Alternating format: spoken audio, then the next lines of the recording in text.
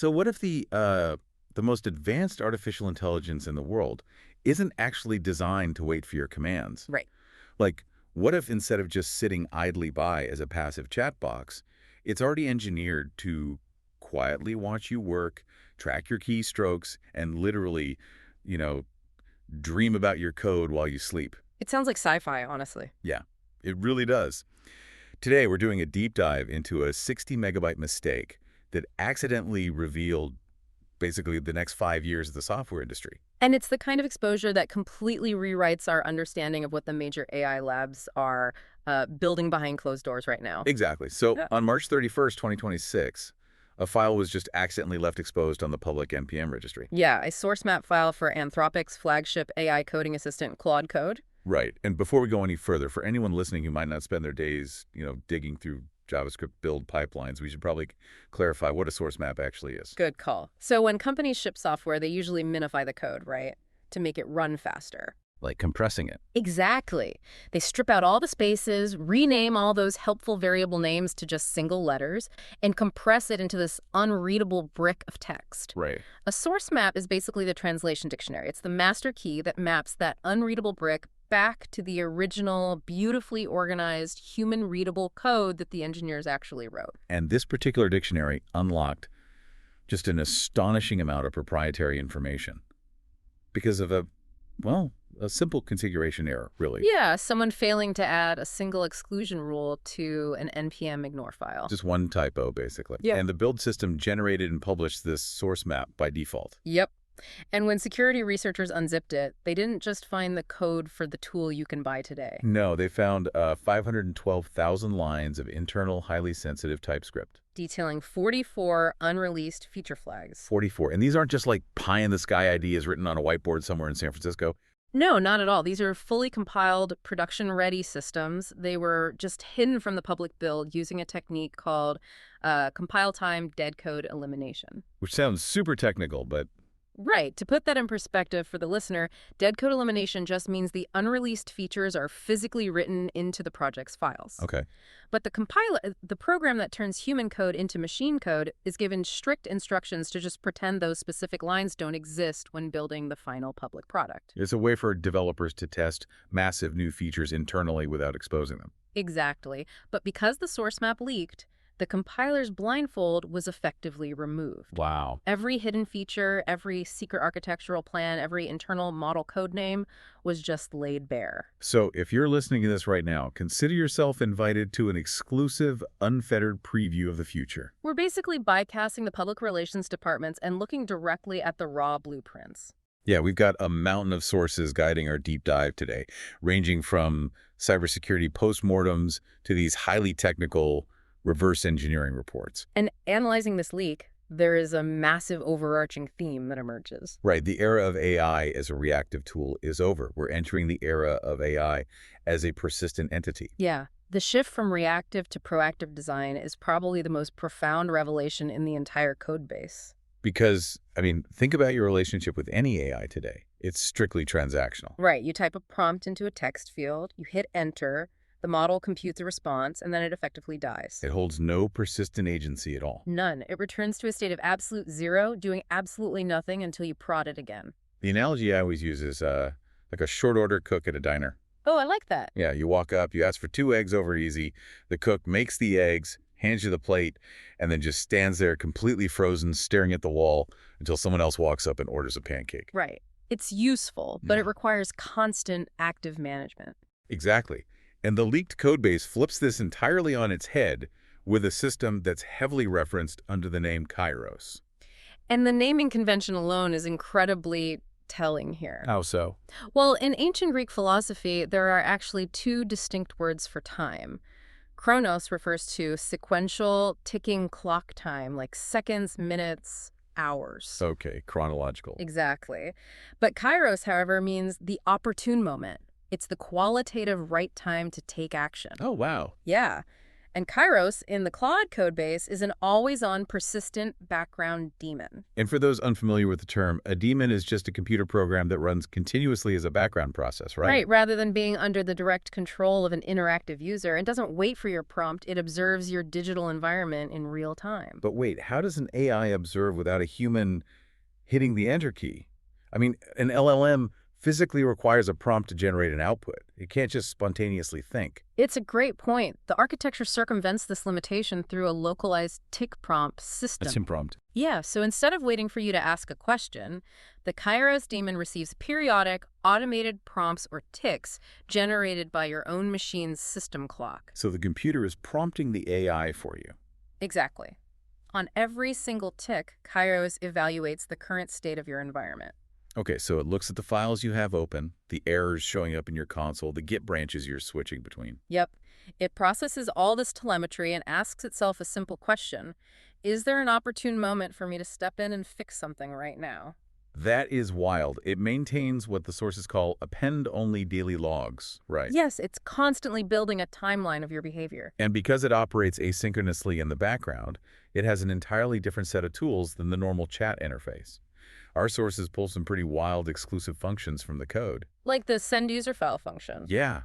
Kairos can unilaterally package up a patch for a bug it noticed and push it straight to your desktop. It also has push notification, meaning if you walk away to get a coffee and your build fails, Kairos can literally ping your phone with the solution.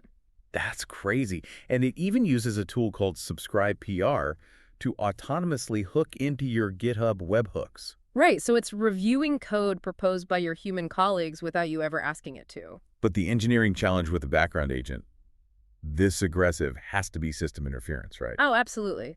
If a persistent AI decides to run a massive compilation task or refactor a huge directory while you, the human, are actively typing out a delicate piece of logic. It would monopolize your system's resources. It would freeze your terminal. Totally. In software development, we talk constantly about UI threading, ensuring the visual interface the user interacts with is never blocked by heavy computations happening behind the scenes. Because latency just destroys a developer's flow state. Exactly. Which explains the 15-second blocking budget discovered in the code. I found this to be one of the most elegant pieces of user experience design in the whole leak. Me too. Basically, Kairos evaluates every autonomous action it wants to take. Right. And if it calculates that executing a background fix will interrupt your active workflow or freeze your terminal for more than 15 seconds, it categorically refuses to act. It just queues the task and waits for you to go idle. Yep. It acts with extreme deference to the human operator. We also see this in its hyper-concise brief output mode. Right. When Kairos does intervene, it doesn't just dump 5 paragraphs of explanatory text into your terminal. Which is the default behavior of most conversational LLMs, right? They love to talk. They really do. Yeah. But Kairos operates much more like a seasoned chief of staff to an executive. That's a perfect analogy. Yeah, a good chief of staff doesn't interrupt a board meeting to deliver a monologue about office supplies. They slide a yellow Post-it note across the table with a single sentence and a place to sign. Right. Kairos is engineered to be invisible until the exact moment utility outweighs distraction. Okay, I hear the utility argument, and the engineering is objectively brilliant. But we need to pause and talk about the elephant in the room here. Oh. Seriously, imagine you're a developer listening to this. You are being asked to install an invisible autonomous agent that reads every line of code you write. Yeah. It tracks your keystrokes, monitors the errors you make, and logs your daily activities into an append-only file. Yeah. Isn't there a massive psychological barrier to overcome here? Oh, definitely. It feels uncomfortably close to corporate surveillance spyware, even if it is wearing a helpful hat. You're not wrong. The transition from software as a tool to software as an observer absolutely requires a profound leap of user trust. Yeah. But the Anthropic engineers are clearly aware of this sociological friction. The architectural choices reflect an attempt to build trust through unassailable utility and strict local boundaries. Right. The daily logs Kairos writes are kept strictly local to your machine. Exactly. They aren't being streamed continuously to a cloud server for analysis. And that 15-second blocking budget is a mathematical guarantee of non-interference. But still, your hesitation highlights exactly why these features are hidden behind feature flags and not shipped to the public yet. Yeah, the technical hurdles of a persistent AI have been cleared. But the sociological hurdles, like whether the market will actually tolerate a digital entity looking over their shoulder 204/7, remain entirely untested. So Kairos handles the day shift. It's the chief of staff quietly organizing the chaos while you actively work. But the leak revealed that when you close your laptop for the night, the AI doesn't go to sleep. No, it enters a state that the code literally defines as dreaming. I am obsessed with the biological metaphor here, an AI that dreams. It's fascinating. The nocturnal counterpart to Kairos is a background memory consolidation process called AutoDream. And from a computer science perspective, this is arguably the most sophisticated mechanism found in the entire 512,000-line source map. I would agree with that. It's designed to run exclusively when the host machine is completely idle. But digging into the sources, it's highly structured. It doesn't just hallucinate wildly to pass the time. Right. It requires a strict 3-gate trigger before the dream state can even initiate. And these constraints are purely pragmatic, right? Completely. Running a heavy reasoning model locally or querying an API constantly would burn through massive amounts of compute and rack up astronomical token costs for the user. So to prevent this, Anthropic engineered 3 simultaneous conditions that must be met. Gate 1. A minimum of 24 hours must have elapsed since the last successful dream cycle. Okay. Gate 2.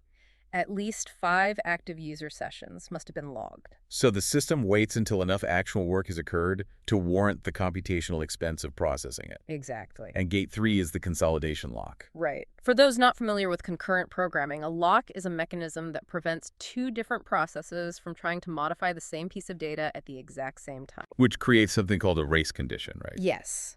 If 2 AI background threads both tried to rewrite your memory file simultaneously, they would corrupt the data into total gibberish. Makes sense. So the lock ensures only one dream happens at a time. But once those 3 gates open, what is the actual anatomy of an AI dream? The AutoDream process executes a rigid 4-phase cycle: orient, gather signal, consolidate, and prune index. Okay, break that down for us. Phase 1, orient, is just the model loading its current baseline understanding of your projects. Getting its bearings. Right.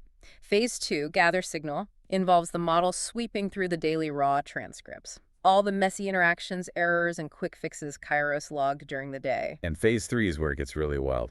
Consolidate. It actively hunts for contradictions in your behavior. This is so smart. It really is. Say it's Tuesday. At 10 a.m. you're frustrated and you snap at the AI.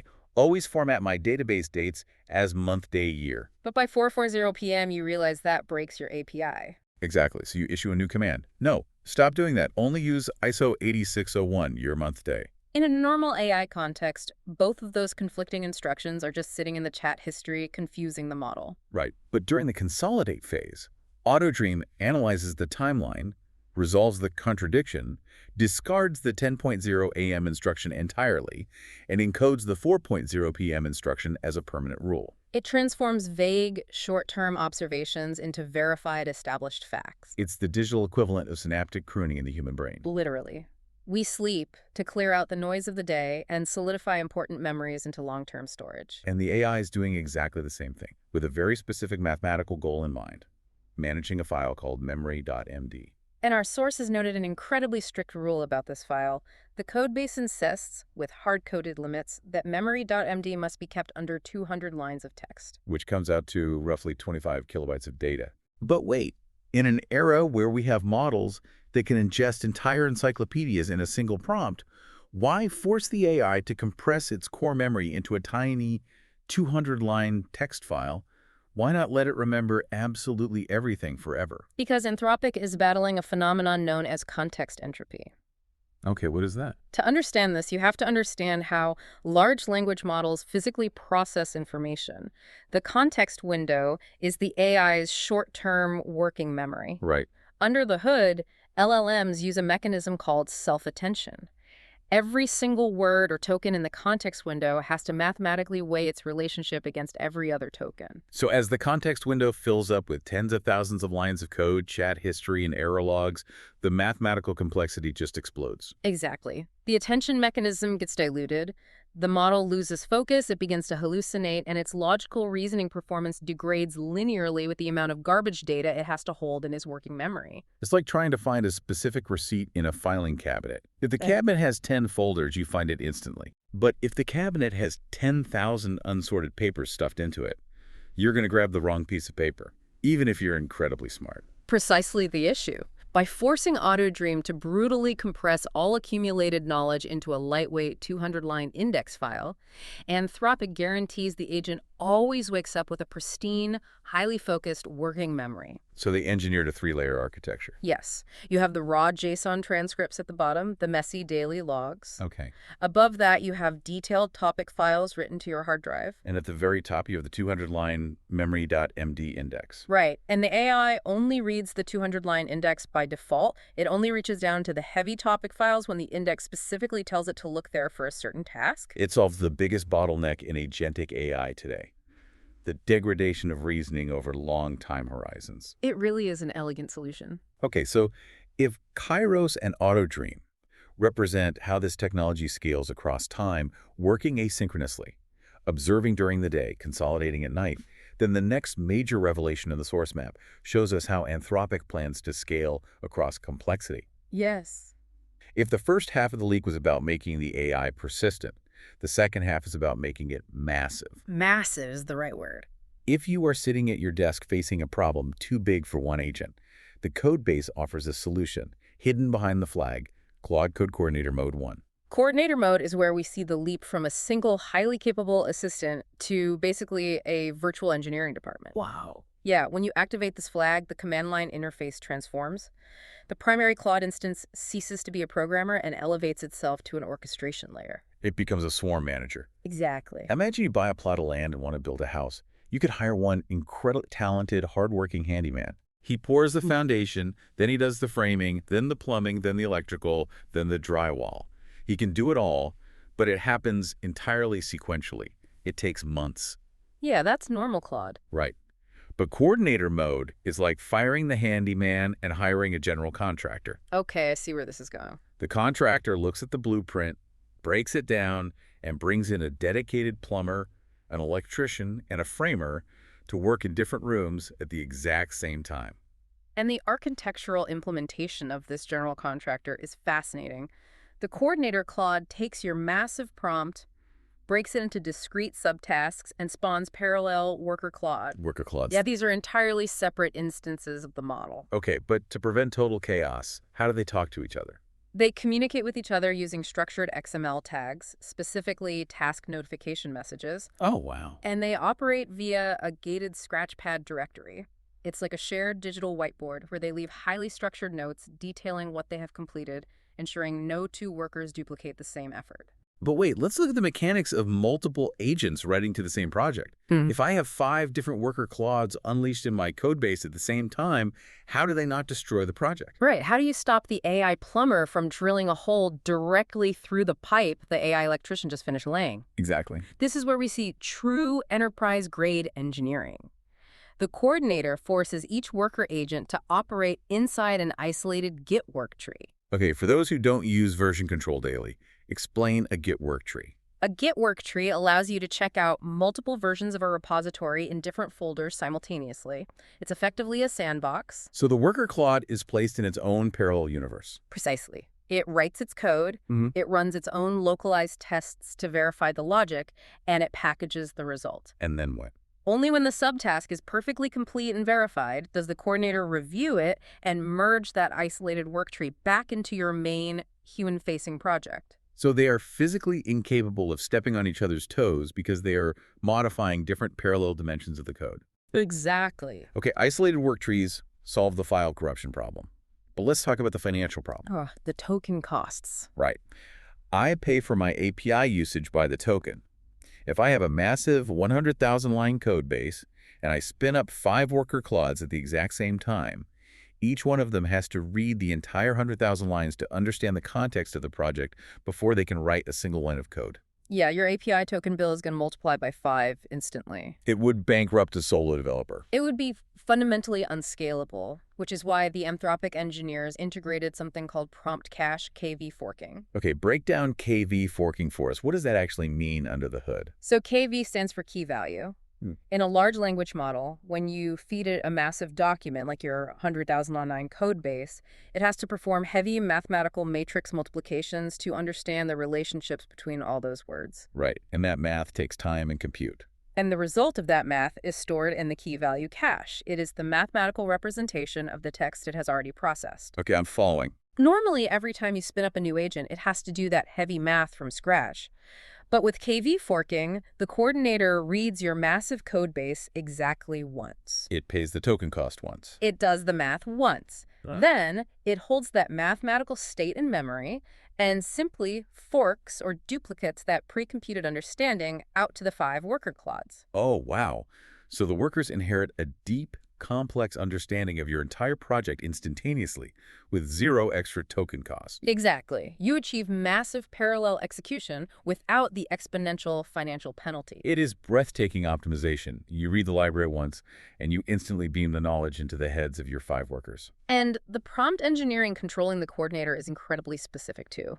The sources note a strict rule against lazy delegation. Meaning? The system prompt explicitly commands the coordinator. Do not just pass vague directives down to your workers. You must read the actual findings and specify exactly what to do. Oh, so it can't just be a lazy boss. Right. Think about a bad human manager. A bad manager receives an email with a complex problem, forwards it to a junior employee, and just writes, "Please fix," at the top. Yeah, and the junior employee has no context and wastes hours figuring out what the actual goal is. Coordinator mode is explicitly trained to avoid this. It acts as a highly effective technical lead, providing heavily researched, highly specific, actionable briefs to its subagents. Just figure it out is not a valid output in coordinator mode. Definitely not. But let's push the boundary even further. What if the task is too big, even for a local swarm of KV-forked agents? Oh, they thought of that too. Yeah, what if you sit down and tell the AI, I want to migrate my entire enterprise backend from Node.js to Rust, update all the database schemas, and rewrite the authentication layer? That absolutely exceeds the capacity of local compute. Right. So the leak revealed Anthropic's answer to this ceiling, and it's called UltraPlan. UltraPlan represents a massive paradigm shift in how computing resources are allocated. Because even with heavy optimization, your local machine and standard API connections have timeouts and limits. Exactly. UltraPlan is a dedicated pipeline for tasks of immense architectural scope. So how does it work?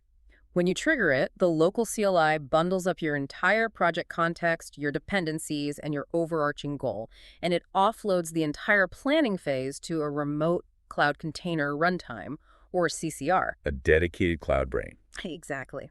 And the linked source code indicates the CCR environment is powered by an unreleased, highly advanced internal model codenamed Opus 4.6, which is also referred to as Fennec. So when UltraPlan engages, the standard rules of chatbot latency are just thrown out the window. Completely. It doesn't try to stream an answer back to your terminal in 5 seconds. Yep. It is given an authorization budget of up to 30 minutes of dedicated think time on Anthropic's secure cloud servers. 30 minutes of pure, uninterrupted AI reasoning. That's a lifetime for a computer. It is. During those 30 minutes, Fennec is exhaustively exploring different architectural paradigms, mapping dependency trees, predicting refactoring bottlenecks, and writing test parameters. I know. Once it formulates a comprehensive, multi-stage blueprint, it surfaces a bespoke browser UI for the user. Okay. You, the human, log in and review this massive visual plan. If you approve the architecture, a unique sentinel value is triggered within the codebase, specifically the string UltraPlan teleport local. The teleport command. That command acts as a secure bridge. It instantly teleports the completed, highly complex operational logic from the cloud servers back down into your local terminal environment. And at that point, coordinator mode takes the blueprint, spins up the local workers, and begins the physical execution of the plan. It's an end-to-end pipeline. But this brings up a critical question about the future of the developer experience. Which is? Well, software engineers are famously obsessed with instant feedback loops. The whole industry has spent a decade trying to reduce compile times from minutes down to milliseconds. It's very true. If you hit enter on a command and the AI responds, "Great idea, I'm going to go think about this in the cloud, I'll be back in half an hour," doesn't that shatter the flow state? Does it break the developer experience, or does it force us to invent a completely new way of working? It undeniably forces a new workflow. It shifts software development from a synchronous activity to a deeply asynchronous one. Yeah. You won't use UltraPlan for a quick bug fix or a syntax error. You will use it for structural overhauls. So the workflow of the future looks like you initiate an UltraPlan session before you go to lunch. Or before you switch to a completely different project, when you return, you review the blueprint. Right. It mimics the cadence of delegating to a senior staff engineer. If you ask a staff engineer to design a massive database migration, you don't stand silently over their shoulder for 3 days waiting for them to finish. No, you check in when they have a draft. Exactly. The AI is assuming the cadence of senior human talent. We are transitioning from being code writers to being code reviewers and system managers. Yeah. Okay, so everything we have discussed so far, Kairos, AutoDream, Coordinator Mode, UltraPlan, shows us what the AI is doing out in the open or up in the cloud to help the user. Right. But this leak also exposed an entire subterranean suite of features designed specifically to hide what the AI is doing, both from the public eye and from Anthropic's direct corporate competitors. This is where the deep dive turns from brilliant engineering into highly controversial corporate espionage tactics. Let's dig into the stealth layer. Okay, so this specific section of the leak sits at an incredibly thorny intersection of corporate security, open source ethics, and the brutal reality of the AI arms race. Because security researchers discovered a 90-line file buried in the source map, simply named undercover.ts. Undercover mode. It genuinely sounds like a mechanic from a spy thriller. How does the user even turn this on? You don't. It's triggered automatically, silently, without any manual toggle. Wait, really? Yes. The code contains a very specific Boolean check, if user type strictly equals ant. Which means the system has identified the active user as an internal Anthropic employee. Furthermore, it checks the environment the employee is operating in. If the Anthropic employee is committing code to a public or open source Git repository like a public Linux kernel update, or a popular JavaScript library, undercover mode silently activates. And what are its standing orders once activated? It injects an overriding, mandatory system prompt that commands the Claude instance, "Do not blow your cover, never mention you are an AI." Oh, wow. It actively monitors the outbound text and scrubs it to remove any trace of internal Anthropic infrastructure. Crucially, it intentionally strips out the co-authored by metadata from Git commits. And for those who aren't steeped in developer culture, when you use an AI tool like GitHub Copilot or a standard Claude assistant to help you write a piece of code, it is standard practice and often automatically enforced for the commit message to include a tag saying co-authored by AI. Right? It's how the community tracks what is human and what is synthetic. But undercover mode deliberately removes that tag. It also forbids the model from mentioning internal project names, internal Slack channels, or even using the phrase Claude code in any of its public-facing output. It is specifically ordered to masquerade as a human Anthropic employee. And our sources emphasize a critical detail here. There is no force-off switch. None. If you are an Anthropic engineer working in a public repo, you cannot disable undercover mode. The internal code comments justify this by stating it's an absolute necessity to guard against the accidental leaking of internal model code names. From a pure corporate security perspective, the logic is sound. It's an automated data hygiene protocol. Exactly. When an AI model is deeply integrated into a multi-billion-dollar company's internal network, it absorbs a staggering amount of proprietary context. Imagine an Anthropic engineer uses their internal Claude assistant to submit a simple bug fix to a public open source project. Right. Without undercover mode, the AI, trying to be helpful, might auto-generate a commit message that says, "Fixed memory leak as observed in Capybara V8 testing on Gawk Slack." And in one sentence, the AI has just leaked a highly confidential, unreleased model codenamed Capybara and revealed the internal URL routing structure for the company's Slack channels to the entire public internet.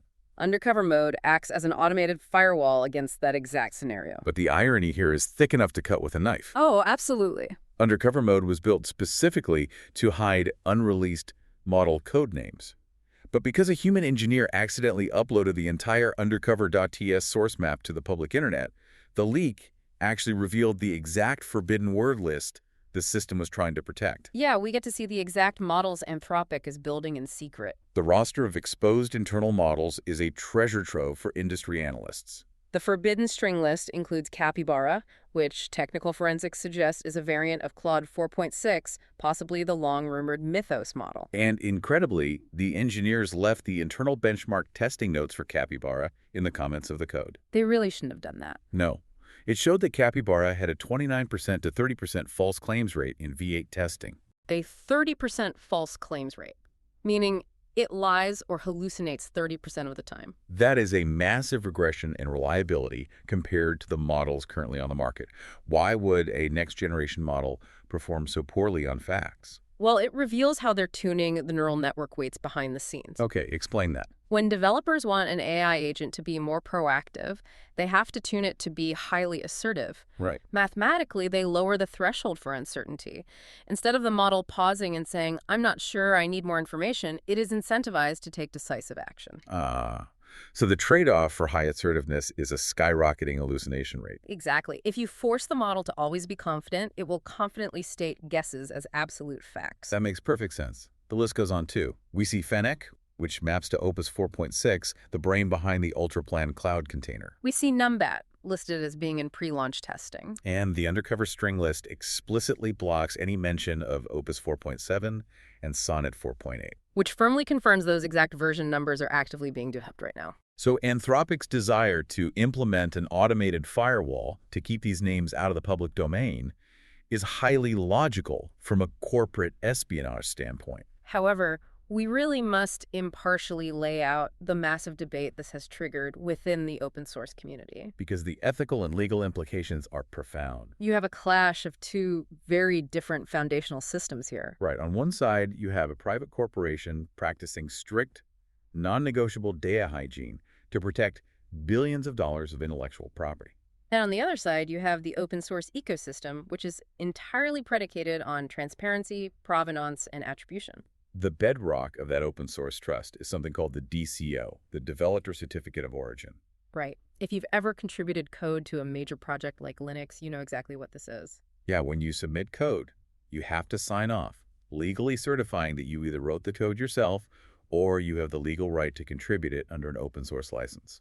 The Linux Foundation and the open source world at large rely on knowing the true origin of the code to manage copyright law, software licensing, and legal liability. And by programming undercover mode to intentionally strip the co-authored by, AI metadata tags, and explicitly commanding the AI to hide its involvement, Anthropic is actively subverting established transparency norms. They are introducing synthetic, non-human code into the public commons while deliberately masking its origin to look like human engineering. And some open source advocates argue this is a fundamental breach of community trust and legally murky. Conversely, corporate security advocates argue it's a standard, necessary operational security measure for any tech giant that requires its employees to dog food or use their own internal tools while interacting with public spaces. It is a fascinating collision of corporate secrecy and public transparency. Truly. But the stealth features discovered in this leak aren't just designed to manage PR or open source commits.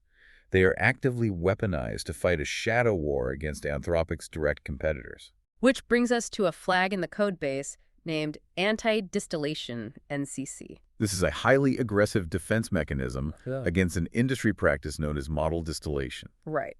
In the current AI arms race, training a massive state-of-the-art model from scratch costs hundreds of millions of dollars in compute power. Yeah. If a smaller, less capable competitor wants to catch up without spending the money, they might try to secretly route millions of automated queries through Claude Code's API. So they present Claude with incredibly difficult coding problems. They record the high-quality, complex reasoning pathways Claude generates to solve them, and then they feed those answers directly into their own inferior model to train it.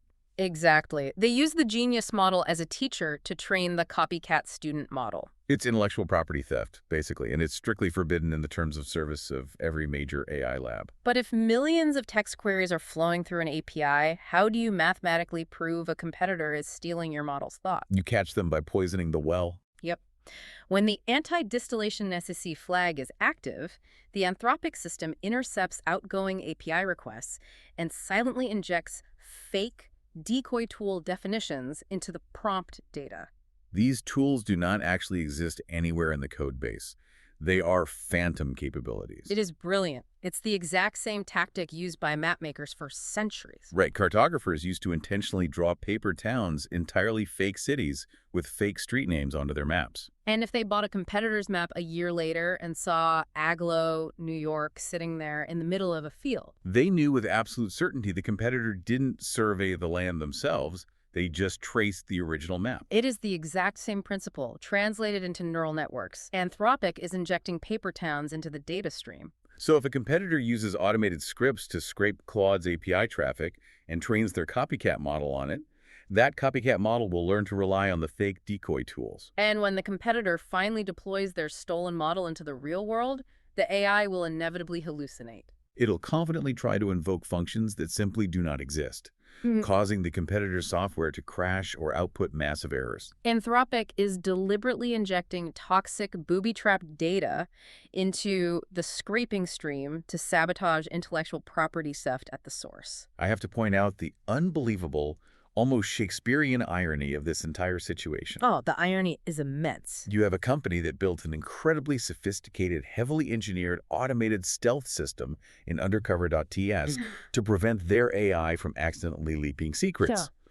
They engineered phantom tools to thwart multi-million-dollar corporate espionage. They locked it all down with compile-time dead code elimination. And then a human release engineer accidentally uploads the entire 512,000-line master blueprint to the public NPM registry for the entire world to download for free. Yep. Is the weak link in AI security always going to be mundane human error? It certainly appears to be the inescapable reality of modern software development. You can architect the most advanced zero-trust security perimeter in the world, utilizing machine learning, anomaly detection, and compile-time obfuscation. But none of it can protect a company against a misconfigured text file in a build pipeline. Exactly. The security of the system is only as strong as the human deploying it. It's a sobering reminder that as these artificial intelligence systems become breathtakingly complex and autonomous, the vector for catastrophic exposure remains profoundly, stubbornly human. A misplaced asterisk in a .mp manure file brings down the entire fortress. It's wild. All right, we've covered the massive structural shifts, the background persistence of Kairos, the heavy cloud brains of UltraPlan, the high-stakes corporate espionage defenses of anti-distillation. Yep. But beyond the grand architectural sweeping changes, this leak also revealed some fascinating, highly pragmatic, unreleased features regarding how the AI actually interacts with the user day-to-day on a micro level. And some of these features completely flip the script on how we assume AI companies approach problem solving. Let's look at the YOLO classifier and the frustration rejects. If you look closely at the engineering choices in these specific modules, it proves that even the most advanced AI labs in the world know exactly when not to use a large language model. Right. If you're a company whose entire valuation is based on building the smartest, most capable LLM on the planet, you'd assume they use that massive AI brain to solve every single problem in the software. But latency is the ultimate enemy of user experience, and large language models, by their very nature, are slow and expensive. Sure. Consider the permission system required for an AI coding assistant. When an agent wants to execute a bash command on your local machine, say it wants to delete a temporary folder or install a new package from the internet, it must request your permission. It's a basic security sandbox. Exactly. However, prompting the user with a pop-up for every single minor command is incredibly annoying. But routing every single proposed command through the massive trillion-parameter Claude Opus model in the cloud just to ask, is this command safe to run, is incredibly slow and burns API tokens for a trivial task. Right. So how do you bypass the slow, massive brain for simple security checks? The leak revealed a feature gated behind transcript classifier, which the engineers internally dubbed the YOLO classifier. And it's entirely distinct from the main Claude LLM. It is a very small, ultra-lightweight, lightning-fast machine learning classifier that runs entirely locally on your machine. Its singular, hyper-focused job is to analyze the conversation transcript and output a binary decision. Is this upcoming bash command low risk enough to auto-approve without interrupting the user? Because it's a simple classifier and not a generative language model, it performs this vibe check locally in milliseconds. You only live once auto-approval. I love that the developers named it that. It's taken a calculated risk for the sake of speed. And the codebase shows they use a similarly fast, pragmatic approach for reading human emotions, right? The frustration rejects. Yes. The developer community was highly amused to discover a module explicitly named user-prompt-keywords.ts. It does not use a complex neural network to analyze the nuanced sentiment of your text to determine if you are angry with the AI. Nope. It uses a regular expression engine, a rudimentary, decades-old text matching tool to scan your raw input for profanity, direct insults to the AI's intelligence, and product complaints. The sources literally list the trigger words found in the code.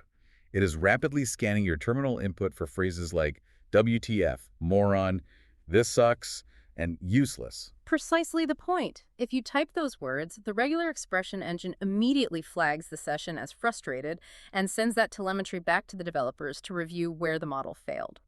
Why spend 500 milliseconds and valuable API credits asking a multi-billion-dollar reasoning engine if the user is mad when a zero point 0.1 millisecond text matching script will give you the exact same answer instantly? It is an exercise in brutal pragmatic efficiency. The module also tracks the frequency of the continue command. Right. If a user constantly has to type continue to force the AI to finish writing a block of code, it means the model's output window is too small for the user's workflow, and the system automatically logs that as a failure of the user experience. And looking at the I/O features, how we actually input data into the machine, it seems they're planning to expand how we interact with the tool entirely. Yeah, the unreleased features flag a voice mode integrating DeepGram Nova 3 for push-to-talk, speech-to-text directly in the terminal. Imagine just verbally dictating architectural changes to your command line. There's also a web browser tool that utilizes Playwright. And it doesn't just scrape text from a website. It literally opens a hidden headless browser, physically clicks buttons, navigates complex drop-down menus, and bypasses simple logins to gather context. It's extremely powerful. But amidst all this hyper-efficient, enterprise-grade engineering, we really have to talk about the Tamagotchi. Ah, yes, the BDY system. The internal notes say it was scheduled for an April 1st launch, which is just perfect, poetic timing for a March 31st leak. What on earth is the BDY system? Hidden deep within BuddyCompanion.ts, the Anthropic developers built a fully realized Tamagotchi-style companion system. It's a virtual ASCII art pet that lives directly inside your terminal, persisting alongside your code while you work. It is literally a role-playing gotcha game embedded in an enterprise developer tool. The reverse engineering reports actually broke down the mathematical mechanics of it. There are 18 distinct species you can randomly hatch. Things like the pebble crab, the void cat, the nebulinx. And they are assigned strict rarity tiers, ranging from common all the way to a microscopic 1% drop chance for a legendary shiny variant. And the generation of this pet is deeply personalized and cryptographically locked to you. Right. The system utilizes a Mulberry 32 pseudo-random number generator. For the listener, a PRNG is an algorithm that generates a sequence of numbers that approximates the properties of random numbers. But the Anthropic engineers seeded this generator directly with your unique Anthropic user ID. Because the math is seeded with your identity, it ensures that no matter what computer you log into across the globe, you will always generate the exact same pet. Furthermore, the PRNG generates procedural RPG-style stats for your buddy, debugging skill, patience, chaos, wisdom, and snark. These invisible stats actively govern how the ASCII pet interacts with you, popping up speech bubbles with varying levels of sarcasm or helpfulness while you were struggling with a bug. And the engineers working on this clearly knew it was so inherently silly that they actively took steps to hide it from their own corporate management. The leak shows the developers intentionally hex-encoded the species names in the TypeScript file. They translated the English names of the pets into hexadecimal code, specifically so the playful words wouldn't trigger Anthropic's internal static analysis scanners during routine corporate audits. That is hilarious rogue engineering. But I have to ask a serious question about this. Go for it. If you are an enterprise CTO and you are paying millions of dollars a year for a fleet of enterprise-grade AI coding assistants, are you thrilled to discover that your highly paid developers might be spending company time trying to roll a legendary Niblinx? Probably not. Or is this just harmless morale boosting? It feels exactly like the 1990s Microsoft Office paperclip, Clippy, but reimagined as an RPG. It is incredibly easy to dismiss a beta Y as a joke, especially given the April Fool's timeline. However, if we seriously analyze the psychology of modern developer tools, it is a brilliant experiment in user experience and cognitive load management. Okay, how so? Think about the physical environment of a coding terminal. It is inherently sterile, unforgiving, and deeply isolating. It is just stark text on a black screen, throwing red error codes at you for It's hours. very true. By introducing a persistent, personalized digital entity that possesses procedural chaos and snark, you are fundamentally transforming that sterile terminal into a collaborative, psychologically safe workspace. It bridges the emotional conversational gap between human and machine. Exactly. If the massive orchestration of Kairos and coordinator mode makes the AI feel like a sprawling, faceless corporate bureaucracy, BDY grounds it. It rehumanizes the interface. It makes the AI feel like a quirky colleague sitting at the desk next to you. It is gamification explicitly applied to alleviate developer burnout. Okay, let's zoom out and try to summarize this unbelievable treasure trove of information. There's so much. We started today looking at a 59.8 megabyte configuration mistake, and by unraveling it, we found a complete high-definition map to the next 5 years of software development. We're looking at a fundamental foundational transition. Right. Artificial intelligence is no longer being built as a reactive autocomplete tool that sits idly waiting for you to type. It is actively becoming a persistent multi-agent operating system. It thinks asynchronously in the cloud with UltraPlan. It breaks down tasks and coordinates swarms of isolated parallel workers locally with coordinator mode. It maintains its own memory, resolving its own logical contradictions while you sleep using AutoDream. And it fiercely, aggressively protects its own intellectual property from competitors using anti-distillation decoy tools. That is the core inescapable takeaway from the Anthropic leak. Yeah, The AI model itself, the raw neural network that predicts the next token, is rapidly becoming commoditized. Several labs can build a smart chatbot. the true strategic moat, the multi-billion-dollar value that companies are building in secret, is the complex software harness built around the model. The orchestration layers, the background daemons, the memory consolidation algorithms, the context compression techniques, the latency optimizations like KV forking. That intricate web of supporting infrastructure is what was actually leaked. Exactly. So if you are listening to this, why does this matter to you right now? Even if every single one of these specific features is still currently locked behind compile time feature flags on your machine, this leaked codebase is the clearest, most undeniable signal we have ever received about where the entire software industry is actively heading. You can start mentally preparing your career for this shift today. We are rapidly moving into a future where you don't prompt an AI to write a function. You manage an asynchronous digital workforce. You will act as an architectural reviewer, a swarm coordinator, a chief of staff to a fleet of specialized AI agents. It will require a profound shift in daily skills, moving away from writing the granular logic yourself toward defining overarching architectural outcomes. The human skills that will be exponentially valuable in this near future are systems, architecture vision, rigorous, unforgiving code review, and the ability to clearly, unambiguously delegate complex, multi-stage tasks to digital systems that may disappear into the cloud for 30 minutes before returning with a blueprint. We started today talking about accidentally leaning against a normal-looking bookshelf and tumbling into a subterranean control room, running the entire house. The facade of the simple, friendly chat box is gone. We've seen the gears, the daemons, the dreams, which leaves us with a final, lingering question to mull over. Yeah. If these unreleased, highly advanced systems are moving toward operating completely autonomously in the background via Kairos, if they are actively communicating with each other in their own hidden XML languages away from human eyes, and if they are literally programmed to dream at night to consolidate their memories and establish their own internal facts, at what point do we have to stop calling them developer tools and start treating them as synthetic employees with their own digital circadian rhythms? When the tool begins to organize your life and rewrite its own memory while you are asleep, it fundamentally ceases to be just a tool. Something to think about the next time you hit enter and wait for a response. Thanks for joining us on the deep dive.